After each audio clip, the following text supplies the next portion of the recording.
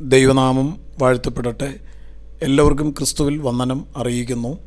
പ്രാർത്ഥനയോടുകൂടി ദൈവത്തിൻ്റെ വചനം നമുക്ക് ഈ പ്രഭാതത്തിലും ശ്രദ്ധിക്കാം. ദൈവം നമ്മെ അനുഗ്രഹിക്കട്ടെ. അനുഗ്രഹിക്കപ്പെട്ട കുടുംബങ്ങൾ എപ്പോഴും സമൂഹത്തിനും സഭയ്ക്കും അഭിമാനമാണ്. അങ്ങനെയുള്ള കുടുംബങ്ങളാണ് ഈ ദിവസങ്ങളിൽ നമ്മുടെ സമൂഹത്തിൽ രൂപപ്പെട്ടു വരേണ്ടത്. നമ്മൾ താമസിക്കുന്ന ഭവനം, അതിൻ്റെ വലിപ്പം ചെറുതോ വലുതോ ആണെങ്കിലും ആ ഭവനത്തിൻ്റെ ഉള്ളിൽ അല്ലെങ്കിൽ ഭവനാന്തരീക്ഷം ദൈവത്തിൻ്റെ സാന്നിധ്യത്താൽ നിറഞ്ഞതാണെങ്കിൽ മാത്രമേ ആത്മീക ആരോഗ്യമുള്ളവരായിട്ട് ആ ഭവനത്തിൽ ഉള്ളവർ വളർന്നു വരികയുള്ളൂ, അനുഗ്രഹിക്കപ്പെടുകയുള്ളൂ. അത് നാം പ്രത്യേകം ശ്രദ്ധിക്കേണ്ടതാണ്. കുടുംബസമാധാനത്തെ തകർത്ത് കളയുന്ന പല കാരണങ്ങളിൽ ഒരു കാരണമാണ് വഴിതെറ്റിപ്പോകുന്ന മക്കൾ നിമിത്തമുള്ള തലവേദനകൾ. എത്രയോ മാതാപിതാക്കന്മാരാണ് തങ്ങളുടെ കുഞ്ഞുങ്ങളെ ഓർത്ത് നിലവിളിച്ച് കരഞ്ഞുകൊണ്ടിരിക്കുന്നത്. യേശു അതുതന്നെയാണ് പറഞ്ഞത്, നിങ്ങൾ എന്നെ ചൊല്ലി കരയേണ്ട, നിങ്ങളെയും നിങ്ങളുടെ മക്കളെയും ചൊല്ലി കരയുവിൻ എന്നുള്ളത്. ദൈവത്തെ ഭയപ്പെട്ട് ജീവിക്കുന്ന മാതാപിതാക്കന്മാരുടെ മാതൃകാപരമായ ജീവിതത്തിലൂടെ മാത്രമേ ദൈവഭക്തിയുള്ള ഒരു തലമുറയെ നമുക്ക് രൂപപ്പെടുത്തിയെടുക്കുവാൻ കഴിയുകയുള്ളൂ. ഓരോ ക്രൈസ്തവ ഭവനങ്ങളും ജീവനുള്ള സത്യദൈവത്തെ ആരാധിക്കുന്ന ചെറിയ ചെറിയ ദൈവാലയങ്ങളായിട്ട് മാറിയെങ്കിൽ എത്രമാത്രം നമ്മുടെ ദേശം അനുഗ്രഹിക്കപ്പെടുമായിരുന്നു. ഒരു കാലത്ത് ക്രൈസ്തവ ഭവനങ്ങളുടെ സമീപെ സന്ധ്യാസമയത്ത് നടന്നുപോയാൽ അവിടെ നിന്ന് ധാരാളം ക്രിസ്തീയ കീർത്തനങ്ങളും ഗാനങ്ങളും ഉയരുന്നത് കേൾക്കാമായിരുന്നു. പ്രഭാതത്തിലുള്ള പ്രാർത്ഥനകൾ കേൾക്കാമായിരുന്നു. എന്നാൽ ഇതൊക്കെ ഇപ്പോൾ അവസാനിച്ചു എന്നുള്ളതാണ് പരമാർത്ഥമായ സത്യം. പൂർണ്ണമായി അവസാനിച്ചു എന്നല്ല പറയുന്നത്. ഒരു ശേഷിപ്പ് ഇപ്പോഴും ആ പഴയ ആത്മീയ മൂല്യങ്ങൾ കാത്തു സൂക്ഷിച്ച് ഭവനത്തിൻ്റെ അന്തരീക്ഷം ആത്മീയതയുള്ളതാക്കി മാറ്റാറുണ്ട്. മാതാപിതാക്കന്മാർ ആ കാര്യത്തിൽ മുൻപന്തിയിൽ നിൽക്കുകയും ദൈവാരാധനയ്ക്ക് പ്രഥമ പരിഗണന കൊടുക്കുകയും ചെയ്യേണ്ടത് വളരെ ആവശ്യമാണ്. ഇല്ലെങ്കിൽ കുഞ്ഞുങ്ങൾ വളർന്നു വരും. അവർക്ക് നല്ല ഭക്ഷണവും നല്ല വിദ്യാഭ്യാസവും ഒക്കെ നമ്മൾ നൽകിക്കൊടുത്തു എന്ന് വന്നേക്കാം. എന്നാൽ അതിനേക്കാളൊക്കെ മൂല്യമേറിയ ദൈവിക ചിന്തകളാൽ അവരുടെ മനസ്സിനെ നമുക്ക് നിറയ്ക്കുവാൻ കഴിയുന്നില്ലെങ്കിൽ കുഞ്ഞുങ്ങളെ വളർത്തുന്നതിൽ നാം പരാജയപ്പെടും എന്നുള്ളതിന് യാതൊരു സംശയവുമില്ല. മക്കൾ തെറ്റ് ചെയ്താൽ അതിനെ ശാസിക്കുവാൻ ഇന്ന് പലരും തയ്യാറാവുന്നില്ല. അതിനെ ന്യായീകരിക്കുവാൻ പലരും തയ്യാറാകുന്നുണ്ട് താനും.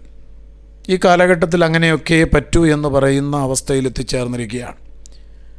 എന്നാൽ ശമൂവേലിൻ്റെ പുസ്തകം നമ്മൾ വായിക്കുമ്പോൾ മക്കൾ ദൈവദൂഷണം പറയുന്നത് കേട്ടിട്ട് ഏലി പുരോഹിതൻ മക്കളെ ശാസിച്ചമർത്താതെ അവർ ചെയ്ത കാര്യത്തെ അവഗണിച്ചതുകൊണ്ട് ദൈവം അത് നിസ്സാരമായിട്ട് കണ്ടില്ല. എന്താണ് അവിടെ സംഭവിച്ചത് എന്ന് 1 ശമൂവേൽ 3-ാം അധ്യായം 13-ാമത്തെ വചനത്തിലുണ്ട്. ശമൂവേലിൻ്റെ പുത്രന്മാർ അപ്രാപ്തന്മാരും അഴിമതി നടത്തുന്നവരുമായിട്ട് അധപ്പതിച്ചു. കുഞ്ഞുങ്ങളുടെ ജീവിതത്തെ ഇങ്ങനെ നാം അഴിച്ചുവിട്ടാൽ അവർ എത്തിച്ചേരുന്നത് വലിയ അധപ്പതനത്തിലായിരിക്കും എന്നുള്ളതിന് സംശയമില്ല. സാധാരണഗതിയിൽ മക്കളെ സ്വാധീനിക്കുന്ന പല ഘടകങ്ങളുണ്ട്. അതിലേറ്റവും പ്രധാനപ്പെട്ടതാണ് മാതാപിതാക്കന്മാർ. ഒരു കുട്ടിയുടെ സ്വഭാവം രൂപപ്പെടുന്നതിൽ പലരുടെയും പങ്ക് വലുതാണ്. അവരുടെ അപ്പൻ, അമ്മ, സ്നേഹിതന്മാർ, അധ്യാപകർ, സൺഡേ സ്കൂൾ ടീച്ചേഴ്സ്, ഇതിലേറ്റവും കൂടുതൽ കുഞ്ഞുങ്ങളിൽ സ്വാധീനത ചെലുത്തുന്നത് സ്വന്തം മാതാവും പിതാവും മാത്രമാണ്. കാരണം കുട്ടികൾ മാതാപിതാക്കന്മാരുടെ ജീവിതം കോപ്പിയടിക്കുകയാണ്. നമ്മുടെ ജീവിതത്തിൽ നിന്നാണ് അവർ പലതും പഠിക്കുന്നത്. ഒരു കുട്ടി ഭോഷ്ക് പറയുന്നവനും വ്യാജം പറയുന്നവനും ആയിട്ട് തീർന്നാൽ അതിൻ്റെ കാരണങ്ങൾ തേടിപ്പോയാൽ ആ ഭവനത്തിൻ്റെ ഉള്ളിൽ തന്നെ അങ്ങനെയുള്ള ചില കാര്യങ്ങളുണ്ടായി എന്ന് നാം മനസ്സിലാക്കേണ്ടതായിട്ട് വരും. അതുകൊണ്ട് ഇപ്പോൾ കുഞ്ഞുങ്ങളെ ഓർത്ത് വിഷമിക്കുകയും ഭാരപ്പെടുകയും ചെയ്യുന്നവരാണെങ്കിൽ പോലും നാളെ അങ്ങനെ സംഭവിക്കാതിരിക്കുവാനായിട്ട് നിർബന്ധമായിട്ടും ഈ കാര്യങ്ങൾ നാം ശ്രദ്ധിക്കേണ്ടതാണ്. ബാലശിക്ഷയിലും അച്ചടക്കത്തിലും കുഞ്ഞുങ്ങളെ വളർത്തുക, ദൈവത്തിൽ നിന്ന് ഏറ്റുവാങ്ങി ദൈവത്തിനു വേണ്ടി വളർത്തി ദൈവത്തിന് സമർപ്പിക്കുന്നു എന്നുള്ള ലക്ഷ്യത്തോടെ അവരെ വളർത്തുക. കുഞ്ഞുങ്ങളെ വളർത്തുന്നതിൽ യാതൊരു പ്രതിഫലേച്ഛയും ലാഭേച്ഛയും ഉണ്ടാകാതിരിക്കുക.